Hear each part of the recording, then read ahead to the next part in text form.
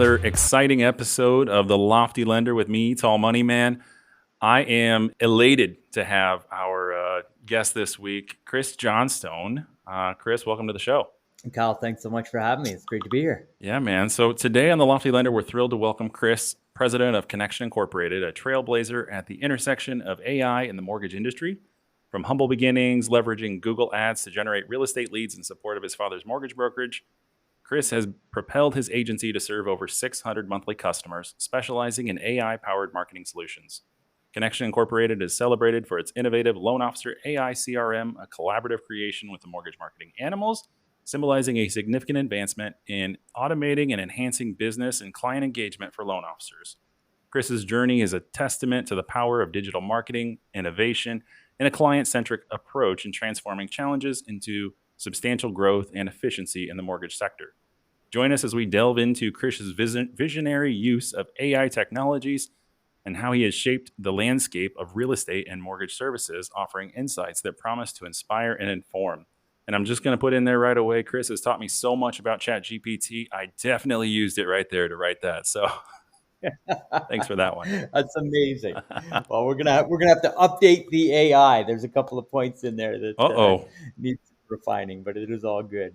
All right, man. Well, just would like to, I guess, learn a little bit more about you. So I'm going to start off with my frog segment. So I'm going to ask you some questions about your family, recreation, occupation goals. Feel free to share as much or as little as you would like here. And we'll just get started with your family. So in what ways has your family's perspective on investing on real estate shaped your approach to the industry?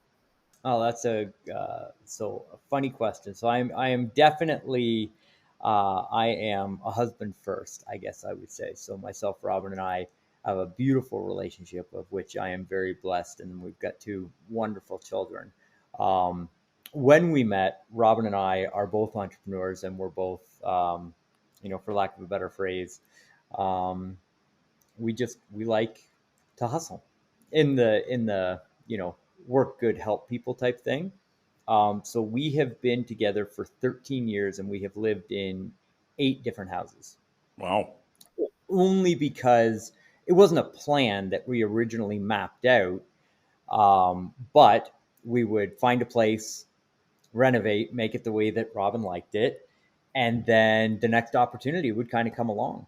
And so we ended up just kind of moving to place to place to place, and now we've got ourselves a pretty decent real estate portfolio. So for us in our family, it's actually great because we get to teach our kids not by teaching them, but by having them as part of the experience.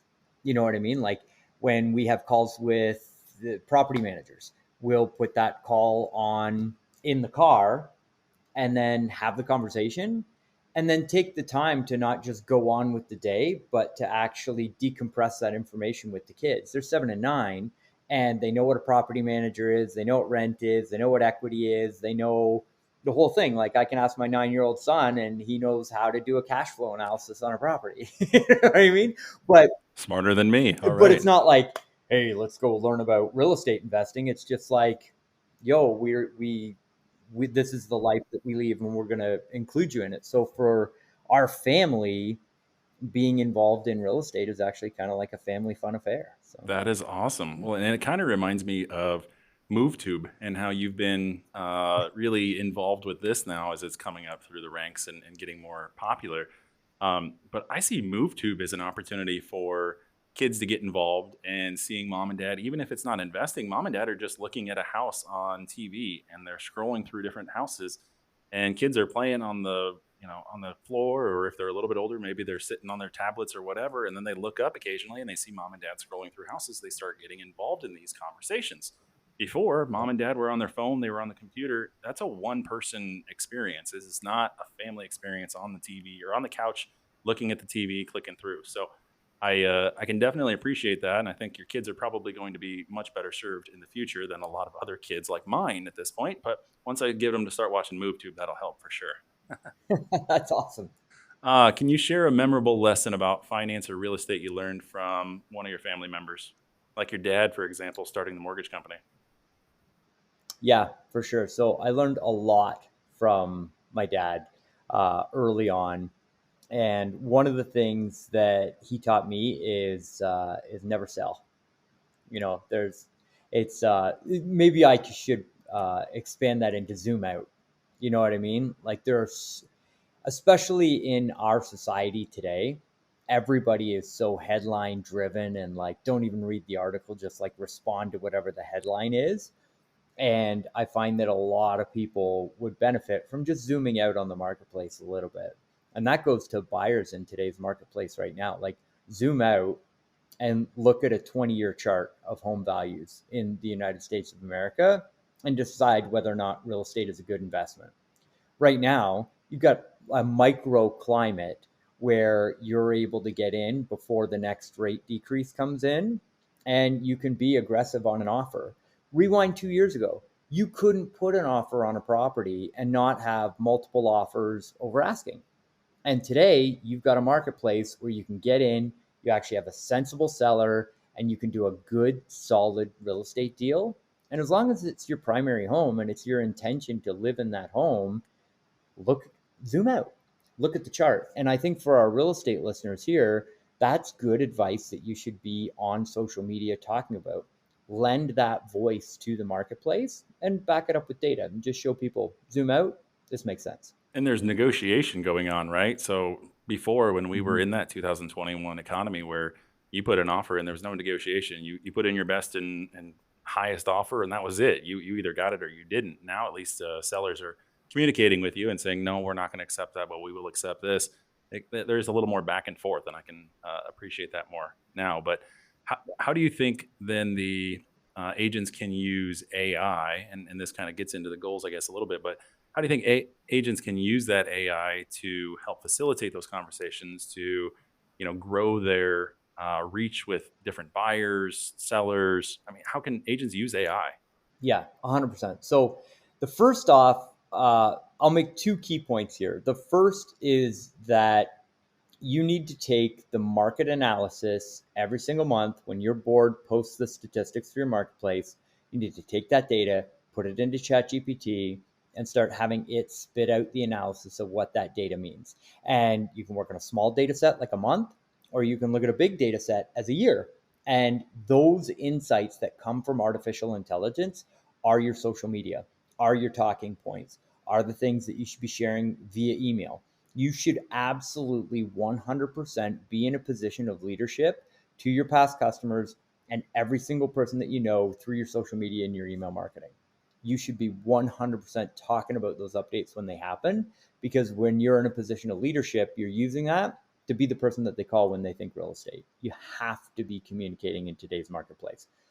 The second part of AI is so Kyle, we know this in the mortgage industry. So I believe the statistic is off the top of my head 77, 78% of all mortgage deals close with the first lender that they speak to. And that is hands down true for real estate. We just went through the process of hiring an agent in a marketplace where I cannot be boots on the ground. It's just like we're doing a real estate deal. There's no possible way that I can be there. So I've got to call agents. I got to use Google. I got to read the 5-star ratings and reviews. But basically, I'm picking real estate agents out of a hat, as do so many Yep. sellers and buyers in today's marketplace. I'm using the internet to make that decision. So I called out to 15 agents. Do you know how many of them picked up the phone on my first call out to 15? Judging by the law of numbers, I'm going to say two or three. None. Wow. None. It took me till the 20th call to get a real estate agent that actually picked up the phone, right? So, the most profitable thing that a real estate agent can do is to get a tool like Loan Officer CRM or just hire an old school answering service. But when your phone rings, think about the thousands of dollars in advertising that it is required to make that phone ring and have that person call you. Or somebody has gone out of their way and referred you, and that referral is calling you. You increase your odds of funding that transaction by 87% by picking up the phone when they call. Wow. It's arguably the most profitable thing that a real estate agent can do. And then follow up. So went through this process, talked to a number of real estate agents, the ones that I was actually able to get a hold of, and had four of them all go out at the same time to give me a CMA, or a comparative market analysis. Yep. All four of them sent me the market analysis. Do you know how many of them followed up afterwards to make sure that they got an appointment with me? Because I am, by design, unavailable to see how the follow up goes, right? Yep. If I'm going to sell a house using somebody, they darn well better know how to follow up on a lead. One real estate agent that called me every day for 5 days and nobody else followed up. So who am I going to list with? The agent that followed up. Now, I know all of that follow up was automated. It was done by a CRM, but she's got systems, she's got processes, and automated processes are better than no process at all. So use artificial intelligence like Loan Officer CRM, or get a CRM program. And when you load somebody in after they're a lead and you've had a conversation with them, that artificial intelligence needs to follow up with text messages, emails, omni-channel communication, so that you're actually staying in front of that person to win that deal. I just totally had an aha moment as you're talking as well, because we know that telephone systems, they've outlawed phone calls being AI, right? You're not allowed to use Yep. AI to make the phone calls. However, you can totally send out an email using AI. And I know Mm-hmm. systems like Maverick and a couple others out there exist where you can send an email that says, Chris, thank you for your inquiry, or whatever the case may be, but it says their name within that email and it's a Yep. video.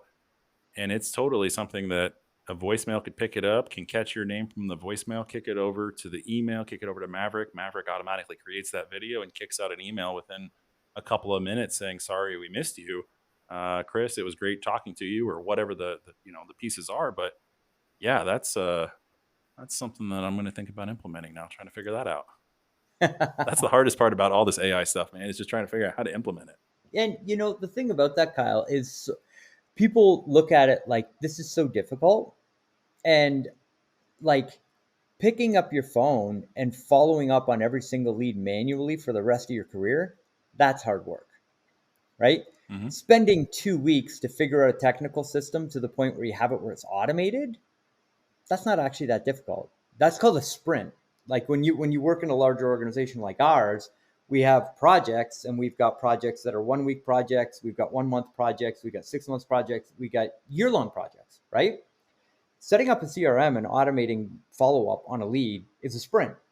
That's something that takes you no more than, if you're legitimately focused for 1 to 2 hours a day for 5 days a week, yeah, a CRM is not a difficult thing to get through. Anybody can do that. But at the end of 5 days, you just automated the rest of your career. That's not hard work. And especially with the tools that you're working with through the mortgage marketing animals, the stuff that you're providing out there, it really is simple. It's just taking the time to sit down and go through and implement it. So absolutely appreciate all the hard work you and your team are putting on there. And I'm sure that it's those projects that are a year plus out, I'm sure most of those are my brilliant ideas that I'm coming up with and sending over to your support team of, hey, I really would like to have color on the CRM. It's all white on white on white. So Cole loves me, but I there's definitely some things that are super super awesome about it, and just little tweaks here and there that make this an exciting adventure to be on. So, Absolutely. and AI is ever changing. So, we've talked about this before. You said there's about 100 new AI products that come out each month, is it? And so, or each week maybe. So, Yep. what does the next 5 to 10 years look like with AI, and how does that relate to real estate agents and their business? So we are so blessed to be in the industry that we're in, real estate and mortgages, because we're not selling pencils or sneakers, right? There is a huge part of the economy and commerce that is going to be taken by artificial intelligence. If you look at how good analytics are at showing you the products that you want to purchase, like we all know how retargeting works, but what a lot of people don't understand is predictive analysis on who you are, where you live, who you hang out with, what your credit card purchases are, what your credit score is, what your income is, where you spend the majority of your time based on your beacon on your phone. Like the AI can figure out probably as good, if not better than you, what you're going to purchase in the next 30 days. And they just don't feed it into your feed as blatantly as they possibly can because I think they know it's going to freak people out. But quite literally, think about your groceries. Think about your credit card gets put into a database. We all buy the same groceries every week on the same day at roughly the same time forever and always. There's like a small little variant. Artificial intelligence in 5 years is going to have your groceries on your doorstep without you having to think about it. No problem. Right? That is a process that saves a ton of time, solves a huge problem, and can be automated. If you look at a real estate transaction, there are so many nuances to bringing together all of the parties that are necessary in that transaction. And you need humans to be able to navigate human emotions. People ride big swings of ups and downs when they're listing, selling, finding the next house, negotiating that whole thing. The real estate and mortgage industry are often targeted as like case studies of where automation is sincerely going to help. And I think that they miss the human component on the fact that we're helping people with the largest transaction that they're going to make in their lives. There will always be room for agents. There will always be room for mortgage lenders. But what AI is going to allow us to do is to get back all of the time that we spend on the monotonous, repetitive, admin style tasks that we have to do today just because the automation hasn't quite got there yet.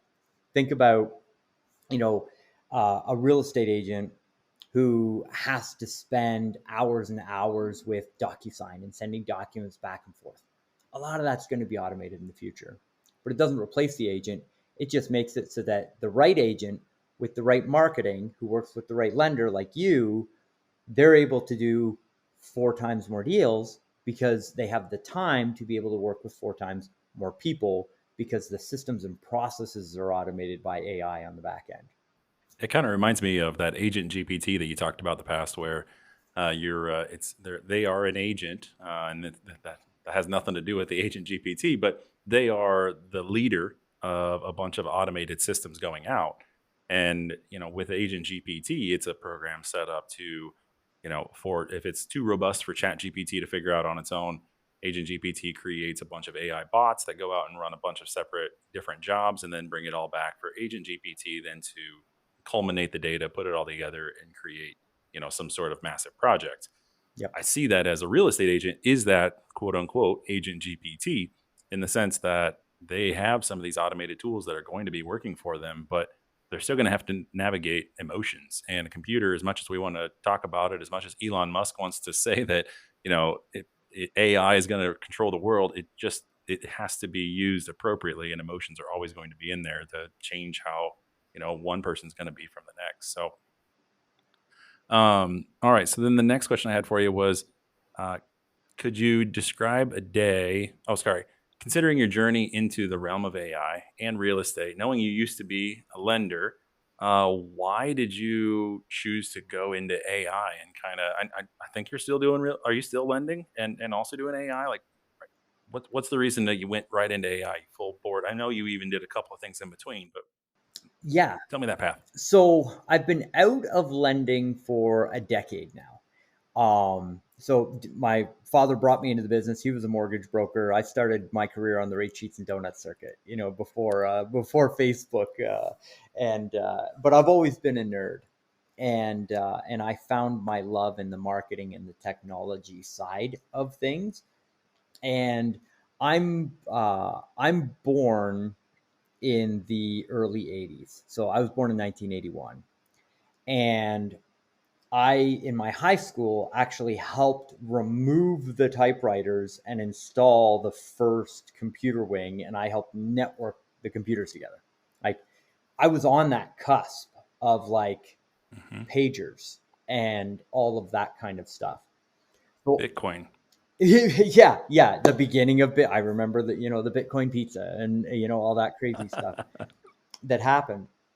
But I've been fortunate enough to be born in the time that I was, that I've gone through fundamental shifts in our society, watching technology change and the speed at which it accelerates everything after it's been adopted.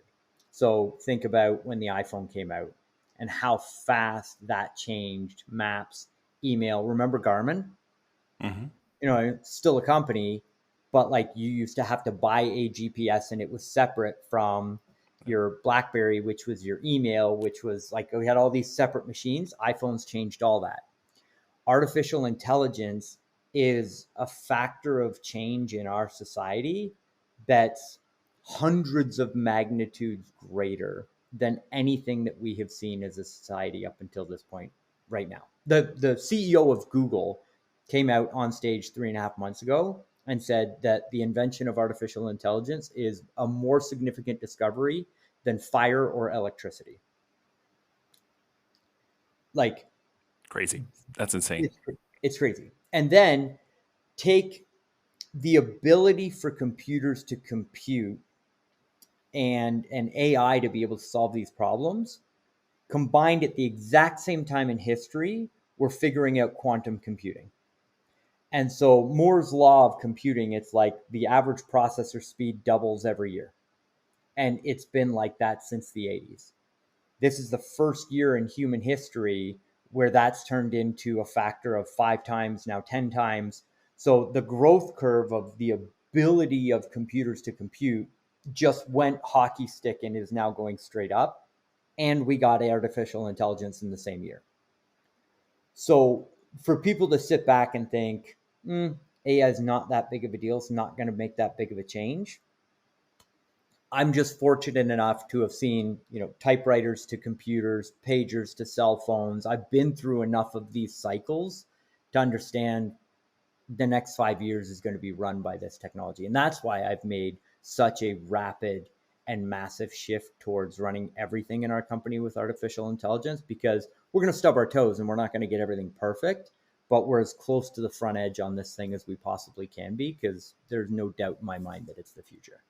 And you've kind of been pushing everybody that I've spoken with about just get it out there, right? Just use it, try to implement it, find ways to get it going. I mean, this podcast, I don't have everything finalized yet. Haven't figured out how to use my microphone. Last week, I had my microphone turned around backwards. So good to know. I'm learning stuff left and right, but it's getting it out there, right? It's learning and just going with it.